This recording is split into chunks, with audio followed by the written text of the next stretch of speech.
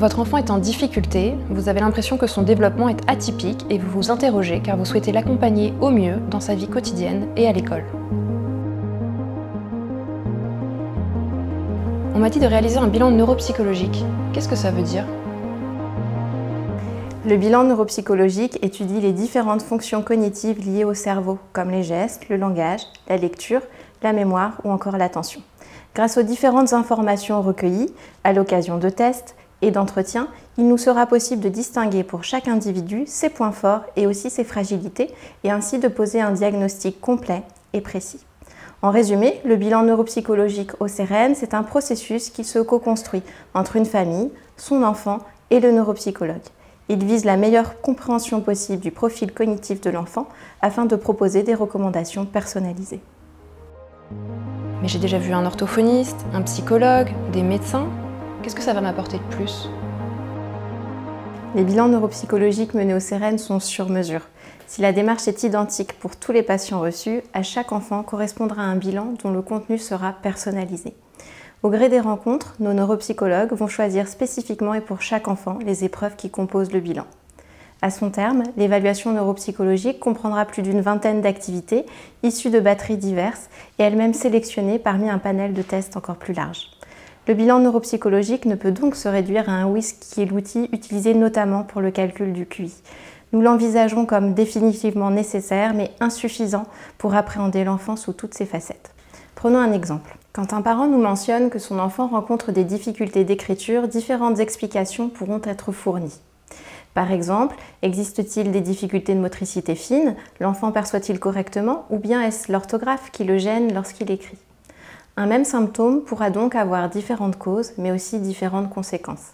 Et lever ces ambiguïtés sera déterminant car, rappelons-le, le but du bilan neuropsychologique est avant tout de proposer des recommandations personnalisées. Par conséquent, bien aider consistera avant tout à bien identifier.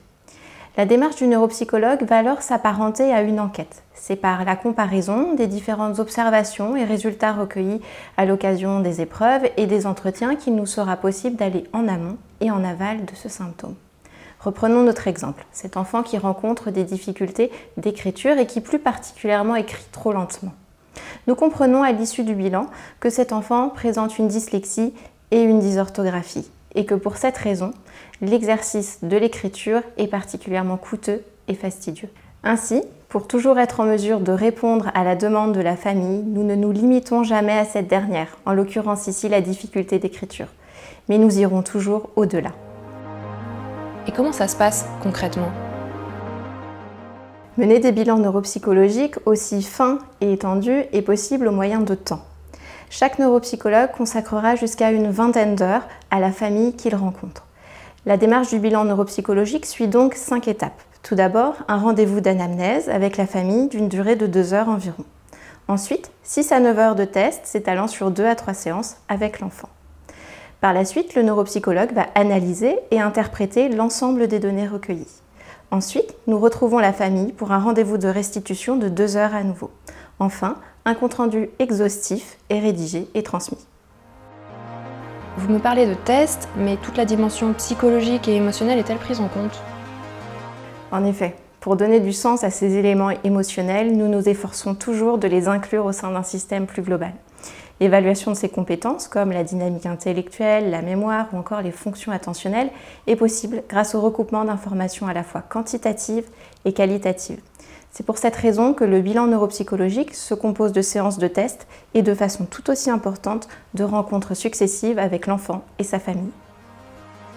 Est-ce que j'aurai un diagnostic clair? Oui, c'est tout l'objet du bilan.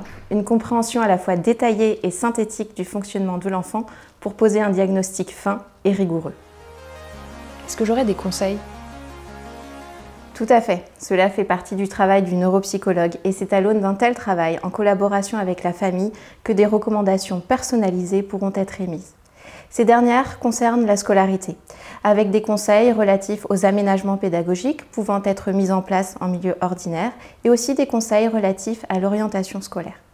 Nos préconisations peuvent aussi être de nature médicale et paramédicale, avec des conseils pour des suivis en orthopsie, en ergothérapie ou encore en orthophonie.